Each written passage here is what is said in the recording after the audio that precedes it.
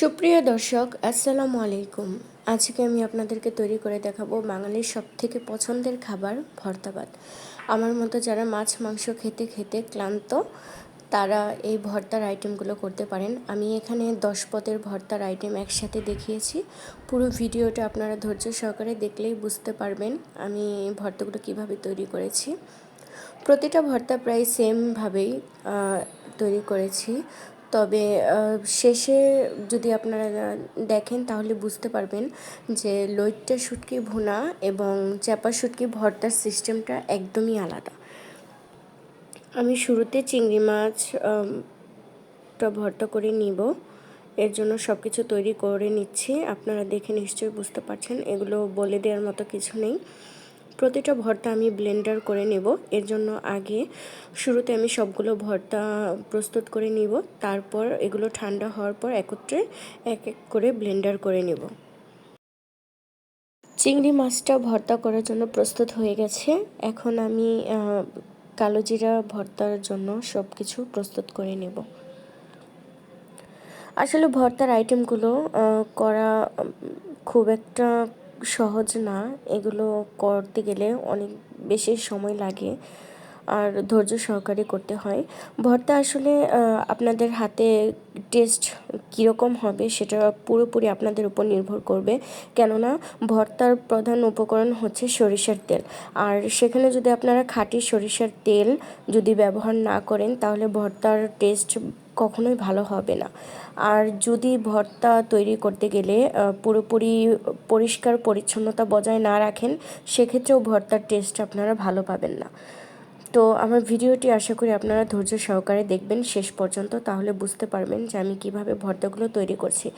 এ পর্যায়ে আমি বাদাম ভর্তা করার জন্য সব কিছু প্রস্তুত করে নিলাম।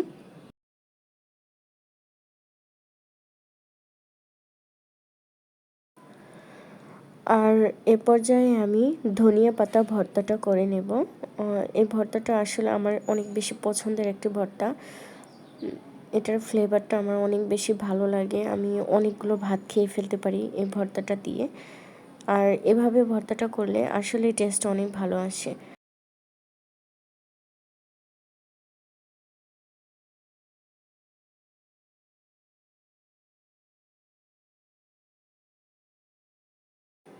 আর এখন তৈরি করে নেব আলু ভর্তা।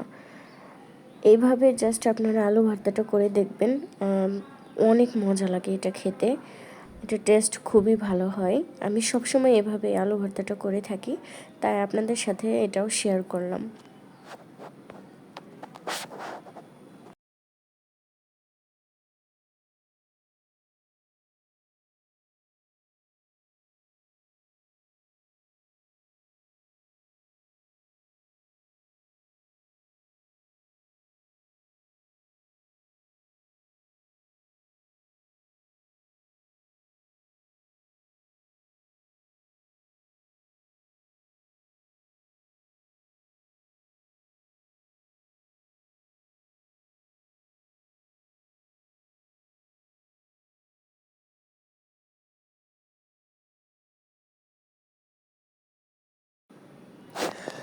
এখন আমি সরিষা ভর্তাটা করে নেব। সরিষা ভর্তা তৈরি করা এতটা সহজ, এটা তৈরি করা খুবই সহজ, আপনারা দেখলে বুঝতেই পারবেন। এটা মানে তৈরি করতে 2 মিনিটের বেশি সময় লাগে না, বাট খেতে অনেক ভালো। সরিষা ভর্তাটা খেতে অনেক মজা হয়, বাট এখানে কোনোভাবেই সরিষার তেলটা ব্যবহার করবেন না। এই সরিষা ভর্তার ক্ষেত্রে অবশ্যই সয়াবিন তেল ব্যবহার করবেন, কারণ সরিষার তেল ব্যবহার করলে অতিরিক্ত ঝাঁঝালো গন্ধ বের হয়, তখন এটা খেতে খুব একটা ভালো লাগে না। কেননা সরিষার এক্সট্রা একটা ঝাঁঝালো গন্ধ আছে, এর জন্য। তো এই যে দেখতেই পাচ্ছেন তৈরি হয়ে গেছে। কথা বলতে বলতে আমার সরিষা ভর্তাটা, এটা তৈরি করতে খুব বেশি একটা ইনগ্রেডিয়েন্টস লাগে না, শুধুমাত্র হলুদের গুঁড়ো আর মরিচের গুঁড়ো হলেই হয়ে যায়। এই যে সব ভর্তাগুলো আমি প্রস্তুত করে নিয়েছি, এগুলোকে এক এক করে ব্লেন্ডারে আমি ব্লেন্ড করে নেব। আপনারা চাইলে শিলপাটায়ও বেটে নিতে পারেন, সেটা আপনাদের পছন্দ, বাট আমার এত সময় ছিল না আর এতগুলো ভর্তা আমি একত্র করেছি, তাই শিলপাটায় বাটতে পারিনি। আমি এগুলো সব ব্লেন্ডার করে নিয়েছি। এগুলো ব্লেন্ডার করা হয়ে গেলে আমি শেষ পর্যায়ে আপনাদের দেখিয়ে দেব চাপা শুটকি ভর্তা এবং লইট্টা শুটকি ভুনা। চাপা শুটকি ভর্তাটা আসলে অনেকে অনেকভাবে তৈরি করে, তবে চাপা শুটকি ভর্তাটা অনেকের হাতে আমি খেয়েছি, খুব বাজে একটা গন্ধ বের হয়। তো আমি যেভাবে চাপা শুটকি ভর্তা করব, আমার ভিডিওটি যদি আপনারা দেখে বাসায় ট্রাই করেন তাহলে আমি গ্যারান্টি দিয়ে বলতে পারি যাকে এই ভর্তাটা খাওয়াবেন সে আপনার ফ্যান হয়ে যাবে, কখনো বুঝতেই পারবে না যে এটা চাপা শুটকি ভর্তা।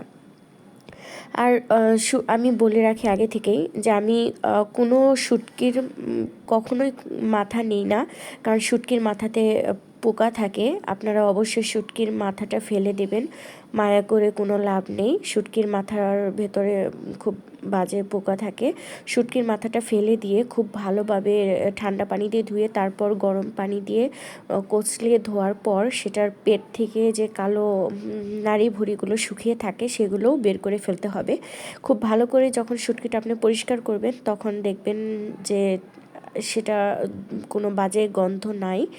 আর চাপা শুটকি ভর্তার ক্ষেত্রে সরিষার তেলটাও অনেক বেশি ভূমিকা পালন করে, কারণ চাপা শুটকি ভর্তার ক্ষেত্রে সরিষার তেল অনেক বেশি কাজে লাগে। আর আমি এখানে শুরুতে দেখিয়ে দিচ্ছি লইট্টা শুটকি ভুনা। লইট্টা শুটকি ভুনা এখন আমি করে নিচ্ছি। লইট্টা শুটকি ভুনার ক্ষেত্রে খুব বেশি পরিমাণে পেঁয়াজ এবং রসুন দিতে হয়, আর তেলটাও একটু বেশি করে দেবেন। আর এই সেমভাবে আপনারা বাসায় ট্রাই করবেন, তাহলে বুঝতে পারবেন যে লইট্টা শুটকি ভুনাটাও আসলে কতটা মজা হয়। আমি এই ভর্তাগুলো করেছিলাম, যারা যারা এই ভর্তাগুলো খেয়েছে সবাই এত বেশি প্রশংসা করেছে, তখন আমার কষ্টটা সার্থক হয়েছে আসলে, যে আমি এত কষ্ট করে ভর্তাগুলো করেছি, সবাই খেয়ে খুবই প্রশংসা করেছে।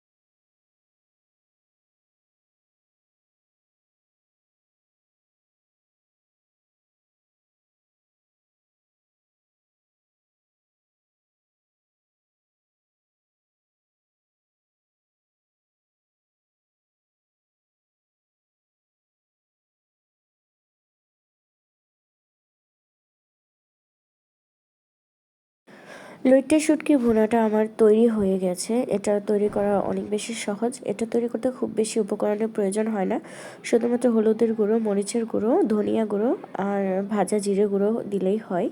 বাস, আমার লইট্টা শুটকি ভুনাটা তৈরি হয়ে গেছে। এবার আমি আপনাদের দেখিয়ে দিব চাপা শুটকি কীভাবে আপনারা ভর্তাটা করবেন। চাপা শুটকি ভর্তাটা করতে একটু সময় লাগে, কেননা চাপা শুটকি ভর্তাটা করার পর সেটাকে আমি সরিষার তেলে অনেক বেশি সময় নিয়ে ভেজে নিব, যাতে করে সেটার টেস্ট অনেক বেশি ভালো হবে। তাই চাপা শুটকি ভর্তাটা অন্তত আপনারা ধৈর্য সহকারে পুরোটা দেখবেন।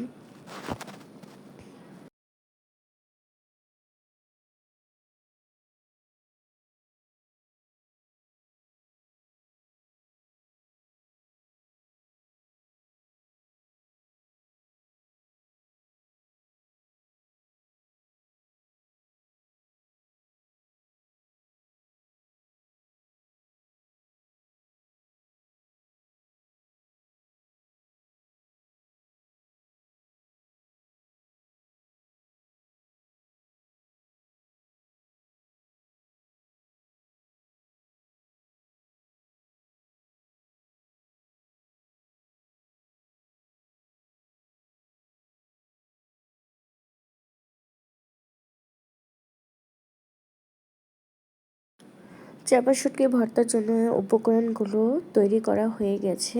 এবার এগুলোকে ঠান্ডা করে ব্লেন্ডারে আমি ব্লেন্ড করে নেব। ভর্তাটা তৈরি হয়ে যাওয়ার পর সেটাকে আবার সরিষার তেলে, ডুবো তেলে ভেজে নেব বেশ কিছুক্ষণ সময় নিয়ে।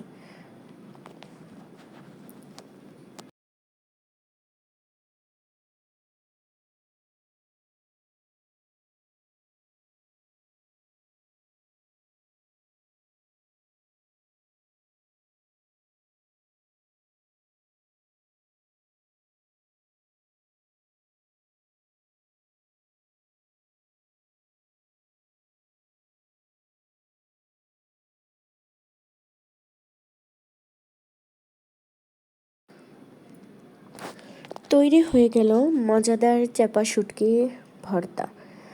এই এভাবে চাপা শুটকি ভর্তা করলে যারা চাপা শুটকি খায় না তারাও খেয়ে ফেলবে আর আপনার প্রশংসা করবে।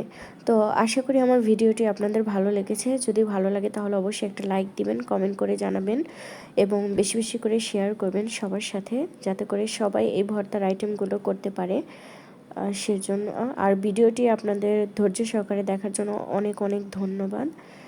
আর নতুন কোনো ভিডিও পেতে অবশ্যই আমার পেজটি ফলো দিয়ে পাশে থাকবেন এবং আমার ইউটিউব চ্যানেল থেকে দেখে থাকলে অবশ্যই আমার চ্যানেলটি সাবস্ক্রাইব করবেন। আল্লাহ হাফেজ।